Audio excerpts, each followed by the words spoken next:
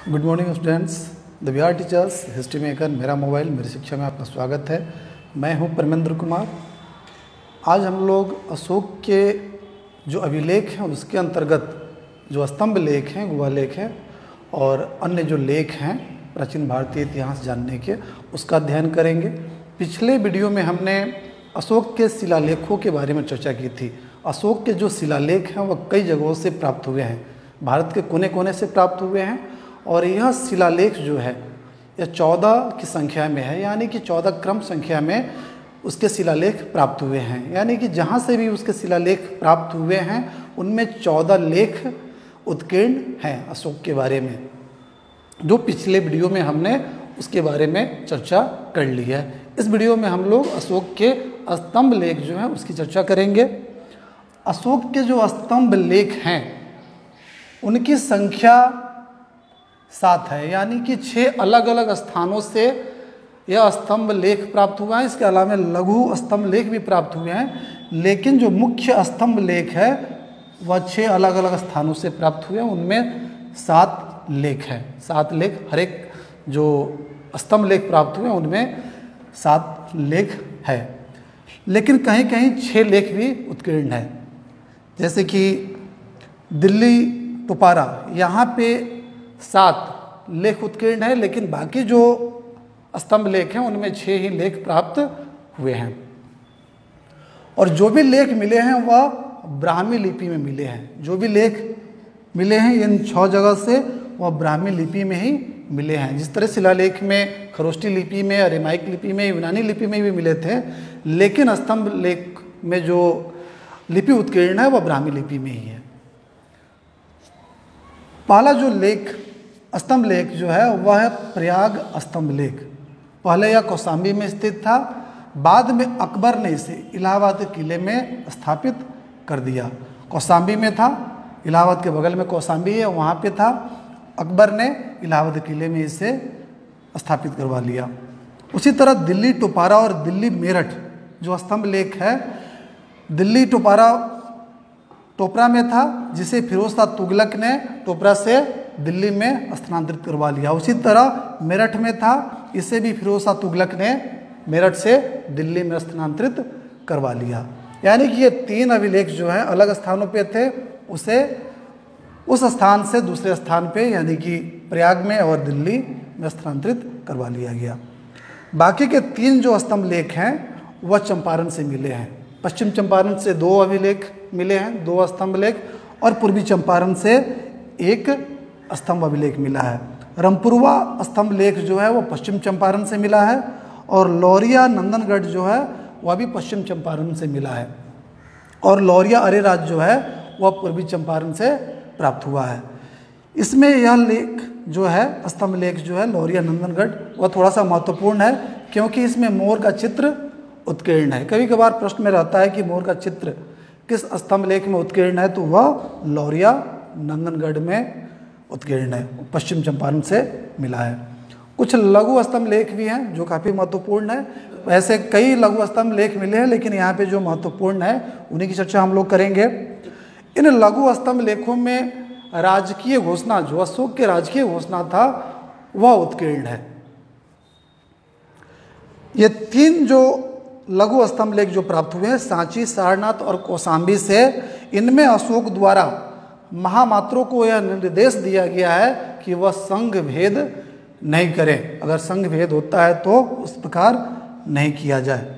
तो सांची जो है वह एमपी में रायसेन में है, सारनाथ यूपी के वाराणसी में है, और कौशाम्बी इलाहाबाद के समीप है उत्तर प्रदेश में। कौशाम्बी जो अभिलेख है इसे रानी का अभिलेख भी कहा जाता है।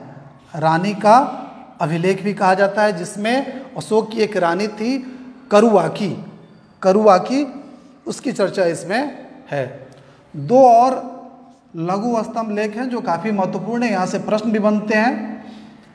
रूमिनदेही जो है नेपाल की तराई में स्थित है, वह सबसे छोटा स्तंभ लेख है। इसमें अशोक जब धम्म यात्रा के दौरान यहाँ पे लुम्बिनी में गया था तो उसने भू राजस्व का जो दर है हटाने की चर्चा उसने की थी। और उसी प्रकार निगलीवा जो है वह भी नेपाल की तराई में है। इसमें कनक मुनि के स्तूप के संवर्धन की चर्चा की गई है। इस प्रकार जो अशोक के स्तंभ लेख हैं वह काफ़ी महत्वपूर्ण है। यहाँ से प्रश्न भी बनते हैं, कभी कभार यहाँ से भी प्रश्न बनते हैं कि दिल्ली टोपारा या दिल्ली मेरठ का जो स्तंभ लेख है वह किसके द्वारा दिल्ली में लाया गया था, या प्रयाग स्तंभ लेख जो है वह किसके द्वारा दिल्ली प्रयाग में लाया गया था। इस प्रकार के प्रश्न पूछते हैं। गुहा लेख, अगला जो है वह गुहा लेख या गुफा लेख। अशोक के गुफा लेख जो है मुख्य रूप से बराबर की पहाड़ी जो कि बिहार के गया जिला में है, गया और जहानाबाद जिला के बॉर्डर पे है, वहाँ से उन गुफाओं के जो बराबर की जो गुफाएं हैं उन गुफाओं में 3 दीवारों पे अशोक ने लेख उत्कीर्ण करवाया है और उस लेख में आजीवक संप्रदाय को या गुफा जो है उसको दान में दे देने की चर्चा की गई है। अन्य प्रमुख अभिलेख भी काफ़ी महत्वपूर्ण है भारतीय इतिहास को जानने के लिए। इनमें 4 अभिलेख जो हैं वह काफ़ी महत्वपूर्ण है। हाथी गुफा अभिलेख जो है वह उदयगिरी पहाड़ी उड़ीसा में पड़ता है। यह अभिलेख जो है कलिंग नरेश खारवेल के द्वारा उत्कीर्ण करवाया गया है। इसमें सर्वप्रथम भारतवर्ष की चर्चा हुई है, यानी कि भारतवर्ष शब्द जो है, भारत के लिए भारतवर्ष शब्द, वह कलिंग नरेश खारवेल का जो हाथी गुफा अभिलेख है उसमें चर्चा किया गया है। कॉम्पिटिटिव एग्जाम में इनमें से प्रश्न पूछे जाते हैं। अगला जो अभिलेख है वह एरन अभिलेख है। एरन अभिलेख जो है भानुगुप्त के द्वारा उत्कीर्ण करवाया गया है और इसमें सती प्रथा का उल्लेख है, यानी कि प्रथम सती प्रथा का उल्लेख वाला अभिलेख जो है वह एरन अभिलेख है 510 ईस्वी का। अगला जो अभिलेख है उसे जूनागढ़ का अभिलेख कहा जाता है जो कि गुजरात के गिरनार पर्वत पे है।